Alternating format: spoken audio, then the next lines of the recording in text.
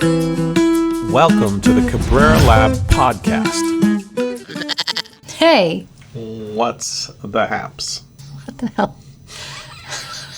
Well, I mean, What's the haps? what's the haps? Like, what's happening? What's happening? Hot stuff? Do you think of these ahead of time, or they're just like they in just the come moment? to me. I got a lot of California expressions. All right, so listen, as always, I come loaded with things that I think we should think about, Nice. think through together. Oh, we're doing a think it through? I think so, because I seem to be a magnet. I'm a very warm person, and people share what they're struggling They do. with. They me, share so- everything with you. So then there comes a moment where I'm like, oh, like 3 people have said the same thing to me. I wonder if we should think that through as an issue. And sometimes there are things that I struggle with too, right? Yeah. In particular with my friends that are also women of a certain age. Yes. We have the same struggles always. Well, I'm hearing people are liking these think it through episodes because it helps them see how to do it and how to practice it. And so it's very useful. All right, so I have a couple of friends. I have a friend who's struggling with, how would I say it? Her perception of herself versus others' perception of her. If that Yes. makes sense. So, for example, To her perception, like like she thinks she's a good listener. She thinks she's a good singer. She thinks she's very flexible and not controlling. She thinks all of these things about her. She also has negative things she thinks about herself, like she's, doesn't manage herself well, etc. Right? So Okay. there's negatives and positives Got on it. this list. But then she gets feedback from people, friends and family, sometimes in jest, that she's actually the opposite of the things that she thinks she is. so these two things are like not equal Right. in terms of relationship.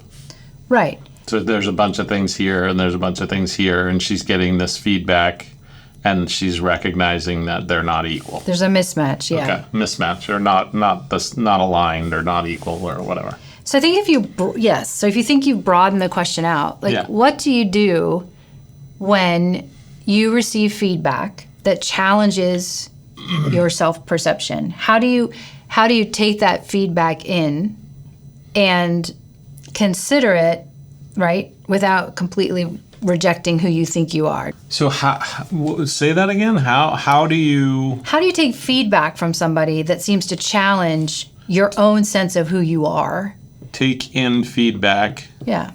that is different than Like these things are pretty... your self-concept? your self-concept. That's a good way to think about it.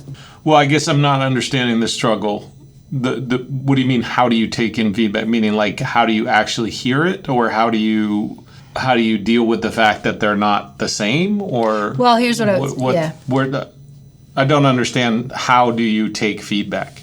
So what I'm trying to get at is, let's say you live your whole life and you believe that you're a great listener.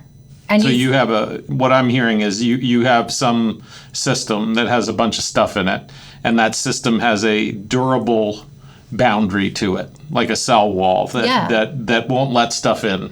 I think that's your bigger problem. It's not the taking of feedback. It's that you've built a very powerful wall around your self-concept. of who I think I am. Who you think you Or are. who's- Like, for some reason, it's really important to you to keep this thing, like, in place. Okay, so why? Why is that so important? Insecurity. Okay, let's say you're getting... Do you understand what I'm saying, though? Because it's like, how do you take in feedback? Well, you just do. Like, it's like, how do I hear sound? You just do.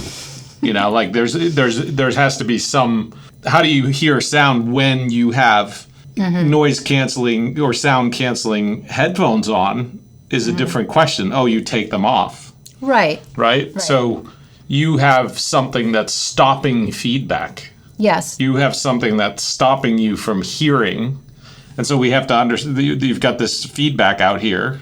We haven't even determined what's right or wrong or accurate or inaccurate based on reality. All we're saying is there's some stuff out here and there's some stuff in here. And we're not willing to let this stuff come into here because this stuff conflicts with this stuff. What I think is interesting, and this is particularly common around women of my age when I'm talking to my friends, and they say, hey, give me some feedback on this or that. And I'm like, are you sure you want that feedback? because maybe I think it might be something they don't want to hear, but they need to hear. And I think we automatically just push it away. Yeah. Right? And I don't know how to help somebody not have this knee-jerk reaction because it's challenging this wall. Yeah. I don't know how to do that. Like, how do I actually get my friend to hear that? So that wall is built on probably, some level of insecurities or some level of fear. What would happen if this thing that I think about myself wasn't true?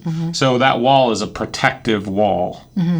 And it's stopping any feedback it's essentially creating a self-concept echo chamber.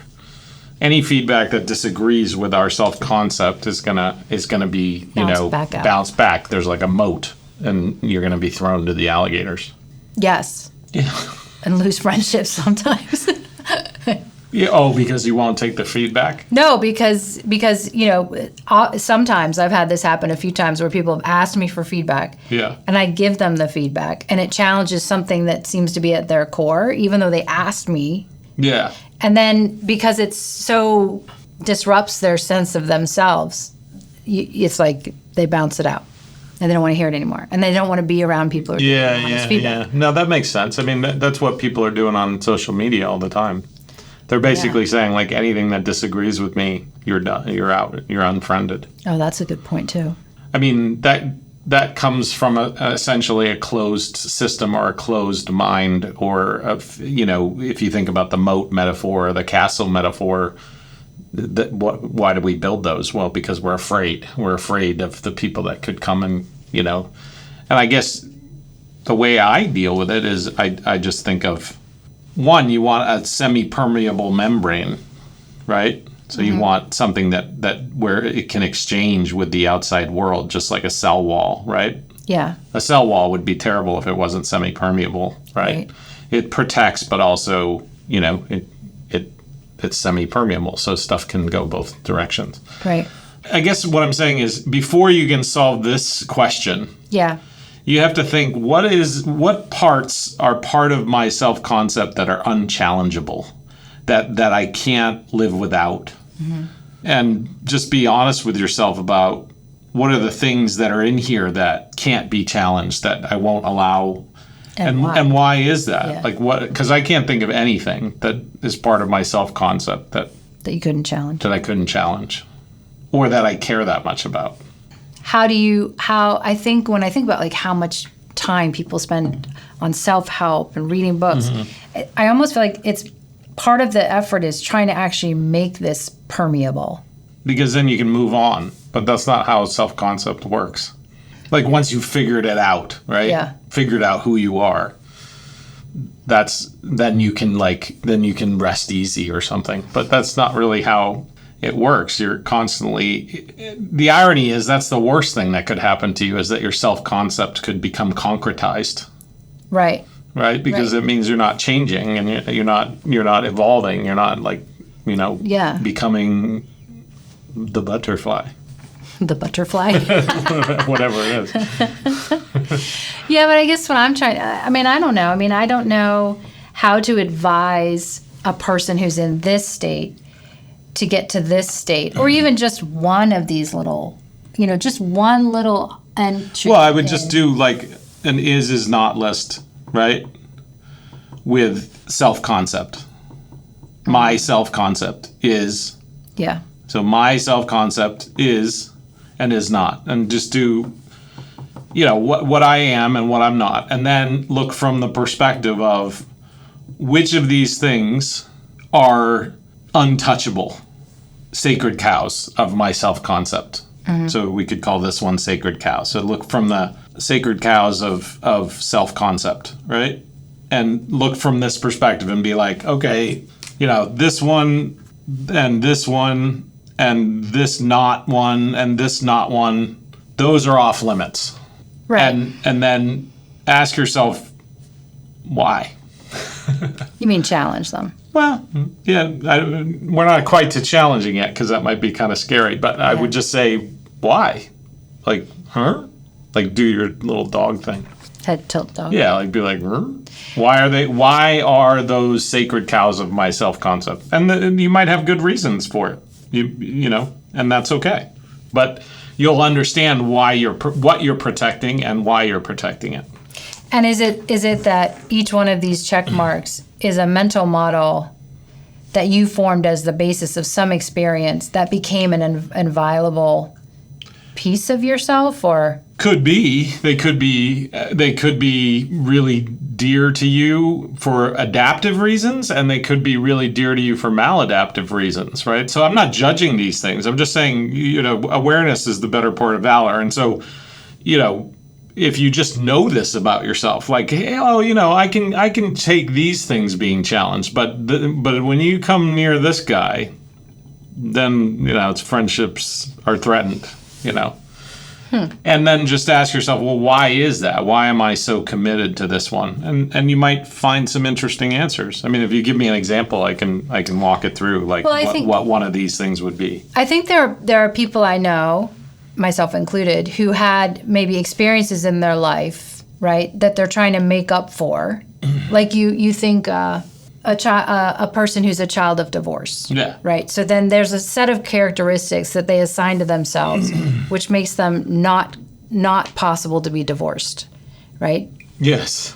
Does that make sense? So it's like that is born of an experience and a mental model early on. Meaning because they were a child of divorce, they've decided to never get divorced. Meaning Right. they might not challenge their partner past a certain limit, which makes them think they're, XYZ kind of person. Does that make sense? Right. And so if you just take that one example, there's nothing wrong with having that as a self-concept. Like, I will never get divorced because I know what divorce, happened to me. But now that thing being concretized as part of your self-concept could lead one of two ways. It could lead to you becoming in an abusive relationship and being unable to act in your favor in that way, right? Right, advocate. But it also could be that you stay in a relationship that's having some difficulty, but you don't just leave, right? So I mean, there's positives and negatives to that. And I guess what I would say is, yeah, that's an important principle for me. But am I going to die on my sword on that one, or is it just like a principle that I kind of mostly live by, until life throws, a different set of curveballs. Right, but I guess the point is, I'm not. By the way, saying that you should take those kinds of things lightly. I mean, no. I'm just saying it's good for you to understand what's a no-go in your self-concept. What is permanent and what is adaptive. And I think that's part of the maturation process, which is you, over time, as you become an adult, you set your boundaries, right, of what you are willing to do, willing to be, and not willing, right? So there's this sense of, so for example, say you're a person who was involved in a relationship with a controlling person, and you say, I'm not going to be a controlling person. Yes. Okay, so say you set that in your mind that you're not going to be a controlling person, and you live years not being controlling, and then you realize actually, because that somebody says, actually, you're kind of controlling around this and that, right? Or worse, you are a controlling person. Right. That's what I'm saying. You have this dissonance. Well, that's a little bit of a different. There's a thing that I sometimes talk about. And I always think of it as like a volume container. Like a cylinder? Yeah. If you think about anything, whether or not it's true or not true, or valid or not valid, or whatever word you want to use, like whether you think it's accurate or inaccurate, true or false, or whatever. Rather than thinking about these things in binaries, like it is either, I have to figure out whether it's true or whether it's false, is to think about it in terms of percentages. In other words, there's a part-whole system of truth. And, so this thing could be that much false and that much true. Let's say, 40, 60. So that's 60% not true and 40% true. I see what you're saying. And so, in the case of controlling, for example, am I a controlling person? Well, yeah, of course you are. We control our environment all the time. So there's some truth to the fact that I'm a controlling person. We all control something. But there's also, there's also not truth to that. Like, if you looked at the evidence and you looked at the data and you looked at you polled 20 people that knew me, then you would get some data and it would say, reality would tell you, oh no, he's not that controlling, right? Right. Does that make sense? Yeah. So I think we have to be careful about how we. First of all, what do we mean by controlling? Do we mean like you're saying you don't want to put, I don't know cooking, but cumin and eggs or something? I don't know, like two things that don't go together. Is that controlling? Yeah, there's a part of that. Is cumin and eggs bad? Depends. Like what's something you would never put together? I would never put blueberries inside of eggs. Yeah. Okay. So like, is it controlling if you're like, I don't want to put blueberries inside of eggs? No, because it's right. I mean, you are controlling that little egg system, right? But does that make you a controlling person? Like, are you constantly transactionally trying to leverage people to get them to do what you want them to do and micromanaging them into every corner? And that's a different level of controlling. So you have to, with all these truth values, you have to think of them as part whole systems that are percentages, not binaries. Well, it seems to me that also facilitates the idea of thinking of it as percentages. Yes. This actually facilitates this, because this barrier is an all or nothing. Yes. Right? This is, you're saying I'm a controlling person versus in this moment I'm acting controlling, or sometimes around different. Food I'm controlling. In this moment, in this context, you're So this wall is built on binary. Yes. 0 to 1. Yeah. Anything you hear. I mean, this is the echo. If this is confusing you, just think about echo. I'm not saying it's confusing you, but if anybody's confused by this. It's confusing, yeah. Like, if you just think about echo chambers, like what am I going to allow to exist in my world? And what am I not going to allow? Like, where am I going to defriend somebody? Yeah. So that I never hear that again. And which part is the thing that's going to make me draw the line? Yeah, it's interesting that you're making that wider connection to echo chambers, and because I think... Yeah, I mean, they're just structurally the same thing. Like, this is structurally the same thing as an echo chamber. Yes, that's right. And I think it's interesting that you've made that connection, because I think, for a lot of reasons, external and internal, we're in a time where we're highly invested in who we are and our beliefs, and we're less flexible in challenging them. Sure. As individuals and especially as groups. Yeah. And I think if you think about, I'm going to be clumsy for a minute, but if you think about the effect of echo chambers to us collectively, you can make that same analogy to yourself individually, right? Mm-hmm. Like, I don't want to be a person who only hears what I want to hear. Yeah, that's a dangerous place. That's a dangerous for kings and for just regular everyday people. Yeah, because if you're in that mindset, then you're going to be very inflexible. You're not going to actually grow as a human. Interestingly enough, if you don't take feedback from other people or the outside world, if you're not taking feedback from a systems perspective, not just from a human perspective, you're in the process of dying. It's serious. Yeah, like if you're not taking in any feedback, you're in the process of dying. You're on the way out. And the other little thing that I would put out there, just as a tool that I use, I think in the last podcast or some podcast ago, we talked about 2x4 man. Yes, I love 2x4. Right. And there's this guy that's his nose, and these are 2x4 sticking out of him. And it's a person that can be affected by all these things, and he's constantly getting spun around and stuff. And the way that I think about it is like, first, if you got to suck in all these 2x4s so that you don't have all these buttons, and then you can operate as an agent in the world and be adaptive and things like that. Be in charge of your movement and your emotions and regulation and all that. But the thing is, if somebody says some feedback to me, there's kind of two things that go through my mind. One is, who gives a shit? Like, I just am like, nope, I don't even care. You mean if it's not valid feedback? It just does nothing.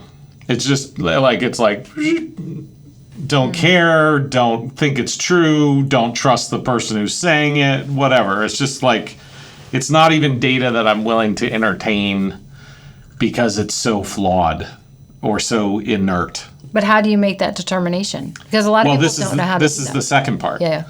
Then there's feedback that comes in and it bugs me. Oh, it scratches something. It scratches something, and it hurts, or I think it's mean, or I respond to it. In other words, there's data that's kind of just inert. It's like there's some, there's a squirrel, or whatever. Like, okay, I'm going to go about my day. I'm not going to build my day on the squirrel. Right. It's just a squirrel. Right. Then there's a squirrel that's like, F you, or something like and you're like, what, me? A squirrel? And you're like ready to go. What'd I do? Yeah. Does that make sense? Yeah. So, you're saying there's two types of feedback. There's sort of feedback that has very little impact. Yep. And very aggressive or seemingly caustic feedback. Well, it's not even about the feedback. It's how it affects me. Oh, I see. Okay. And here's the thing is, if I'm affected by the feedback, there's an extremely high probability that there's some truth in it. Oh, see, that's important. Yeah. If I'm affected by the feedback, I'm not saying it's a wholly true. But there is some truth in it. But there's almost certainly some truth in it. Bugging you. If it bugs me, if it hurts me, if like I'm like, that person's such a jerk, there's almost certainly some truth in that feedback. And if you're like, okay, then there's not truth in it. Right. Because the truth is our internal world, the one that we don't have total access to, like our subconscious kind of knows. Yeah. Yeah. Like it knows that we're whatever. Flawed and all that kind of stuff. And so when it hears that stuff, it's like, ouch. And then you recognize that. And then, okay, so let's say and then you're back into this thing where it's like, well, how much of it is true? And separating the message from the messenger, because that feedback could come from one of your enemies or something, right? And so you're going to be like, do you have enemies? I don't have enemies. I'm just saying, like, if you always have to separate the message from the messenger. Like, you might have a person who's like the most narcissistic person in the world, and they call you a narcissist, right? Well, you should always you shouldn't be like, well, that person's a narcissist. They don't know. And you're like, maybe they do. Maybe they do. Yeah. Like, it doesn't matter what that person is as the messenger. It matters what the message is. And if the message hit home, meaning it bugged you or like tickled you or something, you should really key into that feeling of why did that bug you? Because it might point to that there's some truth to it. Okay, so let's walk that through. And I want to know that truth, because if I don't figure that truth out as soon as possible, it's going to hurt me. Yeah, but see, I don't think a lot of people... don't. I don't think a lot of people are in that mindset. Yeah. Right. So I think, that's love jokingly reality. in the car, you said something to me, I don't remember what it was, in the car a few days ago. Oh, about whether or not the kids thought I was funny. Right? Yeah. And you were going to call them to verify. Because I said, oh, no, they did. They said, no, grumpy, not funny, grumpy. Yeah. Grumpier than you. Who's grumpier? Yeah. Right. And you said, no, I'm going to call them. Who's grumpier poll on and you said, I'm going to call them. I said, no, I don't want to know that.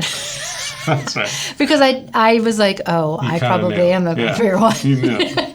And then, of course, it turns out that you're the grumpier one. No, that's not what happened.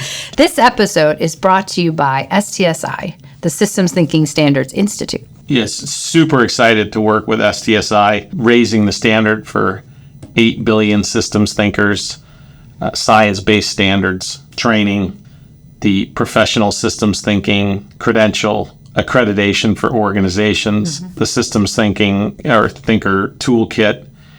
And so I really encourage folks to go to stsi.pro, take the trainings, get the credentials, get your organization accredited, get the toolkit. Yeah. It's good stuff. Help us get to 8 billion. And it's a 501c3 nonprofit.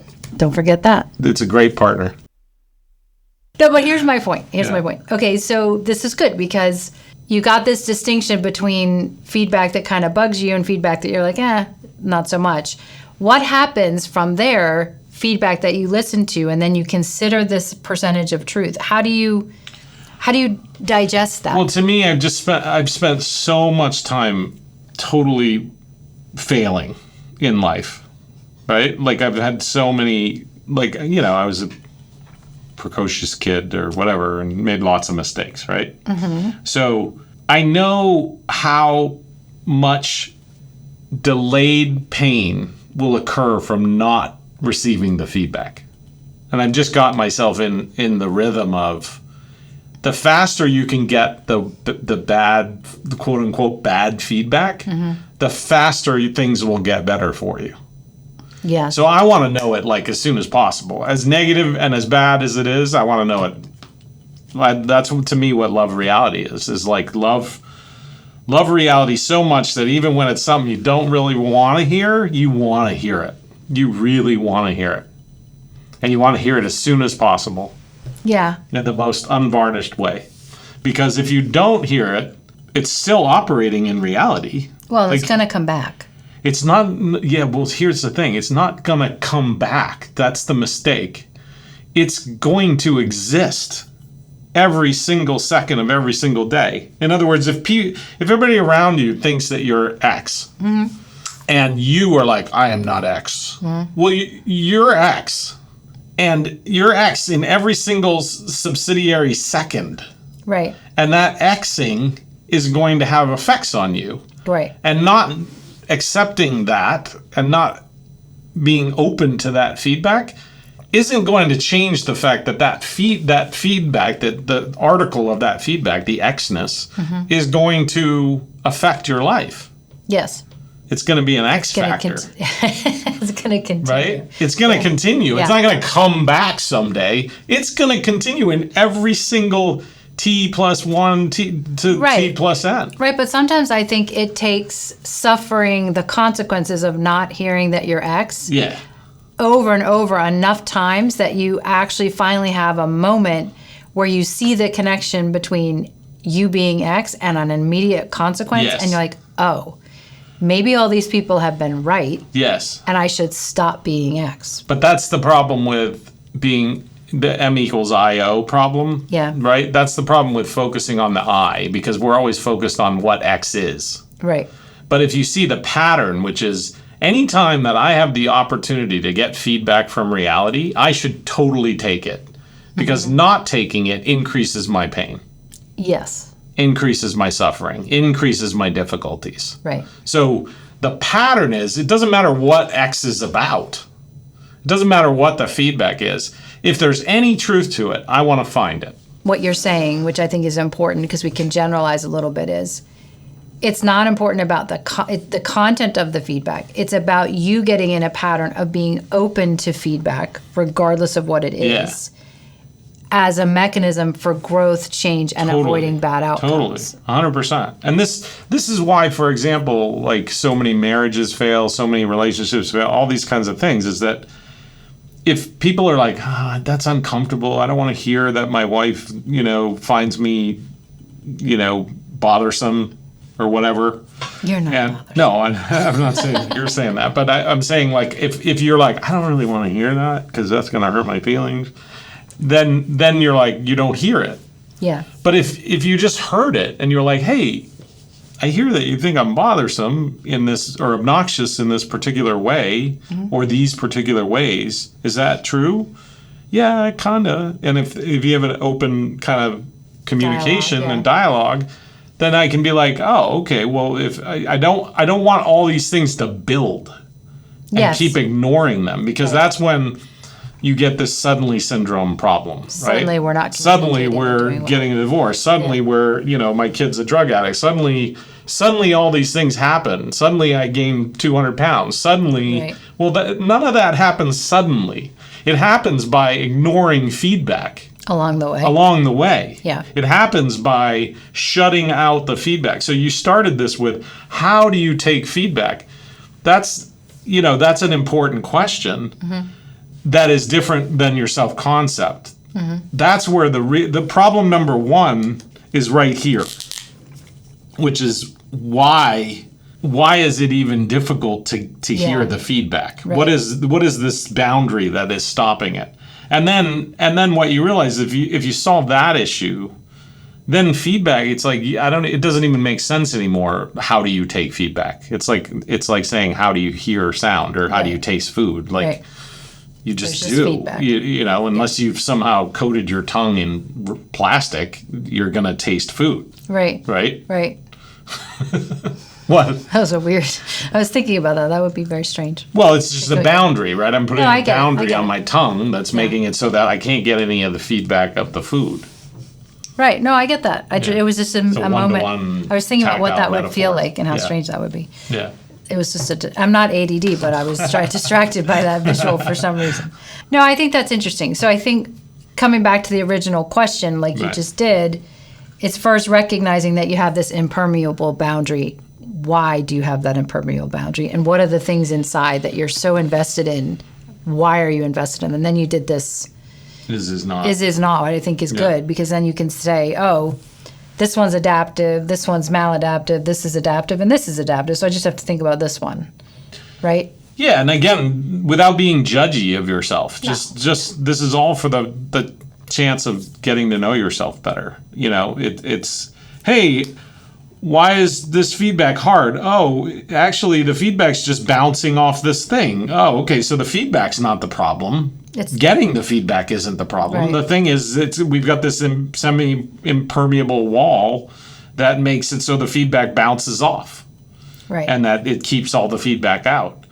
Okay, well, why do we have this wall? Do we need this wall? Have we been attacked in all these different ways, and we need to build it? Okay, like no judgment. Yeah. Just why do we have it? Yeah. If we needed it at one point in time, using the castle metaphor, do we still need it? Yeah. Has our life changed in such a way that we no longer need all these walls? Or do we need it, to protect ourselves? Again, no judgment whatsoever. It's just, if you have a wall, feedback's going to be hard to get Difficult. through. It's going to Yeah. be difficult to get through. Well, I think you could start with just like, okay, let's just make one little thing a little here. bit. Let's just try it on. Like the little dungeon Yeah, canal let's to the canal kind of thing. Let's just try this. Let's see if it. And then let's see if we can make it more and more Yeah, open-minded, open to the feedback. That's. Yeah. No, and I love I'm that. not sure if that solved your. Was that what you asked? Well, I mean, It's more than I asked. Oh, okay. I mean, I just think I've noticed it in conversations with several different people. Most people who are, like a little more along Older, in life, yeah. they're dealing with transitions and all kinds of stuff. And I just noticed that there are moments where there's just this bounce back. There's an appearance of a willingness or a need for some and then there's this sort of immediate. Yeah. And it's like, I wonder how you reconcile that. How do you break that? But I think this all makes sense. And I like this. I think this is your best tool, where you get rid of the binary all or nothing. Totally. Like, to That's what so degree important. is this true? Yeah. That's really important, because a lot of times in conversation, people have to realize conversation, you got this big brain that's totally nonlinear, and then you got this tiny little tube that's totally linear. Right. Right? So you're taking this nonlinear set of ideas, and then you're squeezing it through this little tube in a linear way, and all the words come out linearly, right, in time. And so what comes out here is a super compression of what's going on in here. And so if I go, hey, I'm just going to make something up. I'm going to react terribly to it. No, Just for fun. it's like, I don't know, you got off of a 30-day hike, and I'm like, you smell. And you're like, you think I smell all the time? Blah, blah. Right. And you're like, well, no, I don't think you smell all the time. I just think you stink right now, right? Like, because you just spent 30 days in the mountains, right? Like, so the context of the thing. Yeah. I always say context is just more DSRP, but it's important to question, like, okay, so when you say that I'm being whatever. Well, you were talking about being smelly. If you say you're smelly. Yeah. In this moment. In this are you saying in this moment, or am I like, the guy on Peanuts Oh, with the stink? It's the guy with the flies and stuff. yeah. Yeah. Like, are you saying I'm Pigpen, or are you saying like all the time I have a smell problem, or are you saying just now, which makes sense since I was in the mountains for 30 days? Do you see what I'm saying? I'm just giving a silly example, but if whatever the feedback is, you want to clarify. You want to be like, because then you can determine what are we talking about here in this part whole. Which means you don't have to reject it. You could actually seek to understand it relative to this, right? And it's not an it. Yeah. It's a partialized it, right? You can take parts of it, and you can leave parts of it. Mm-hmm. You don't have, just because somebody says something doesn't mean you have to take all of it. You can just take the one little 2% that was useful. Yeah. Right? You might take 2%. Yeah. And be like, oh, there's a little gem of feedback, this little 2%. Because most people, because it's a little bit like customers. Mm-hmm. If you hear one customer say something, I guarantee you 1,000 customers are saying it. Right. Right. So sometimes if you're not open to feedback, then you miss that little gem that a lot of people experience. Right. With you or with whatever. Yeah. And so you're like, that's literally a gemstone. That little piece of feedback is like discovering a gemstone. And I'm going to grab it and I'm going to turn it and make it into a necklace. Wear it all the time. Wear it all the time. Now, I'm going to reject the 98% of whatever that it came with that was based on the messenger and the... It was not as useful. It's not useful. Right. But that little 2% that I think that bugged me and that I think is accurate for various reasons, that's a gemstone. You just found a gemstone in the dirt. Yeah, and you should... And you should definitely polish it off and understand it, because that feedback is the thing that's going to drive your evolution. Okay, so give me a good summary. I like a good summary. Well, we started with this thing, and we just distinguished this little part-whole system from this little part-whole system with this relationship, and distinguished the relationship, and this was the sometimes what I call the presenting problem, which is a little bit like when you go to a gas station and you're like, I think my brakes aren't working, and then then the person comes back and says, well, actually it's your rear differential or something. Yeah. But so your presenting problem is often wrong, but it gets you started, right? So you wanted to know, how do I take feedback, right? But it really was about this. This is just the same thing as this, but in an example. So you've got the thing on the right, the feedback, and the thing on the left. And then you've got this relationship. But it turns out that the relationship was bumping up against a boundary, which is the distinction. The is this not. Distinction. Yeah, like this is where the boundary is. So this thing and this thing are just isomorphic. Yeah. Basically, then we created the boundary using the is not. What is this boundary or this boundary? Yeah. Using the is not to really define the boundary, and then we looked at what is like a sacred cow. What is negotiable about the boundary? Can we negotiate this boundary? Because we're talking about maybe having a boundary that's not so severe, right?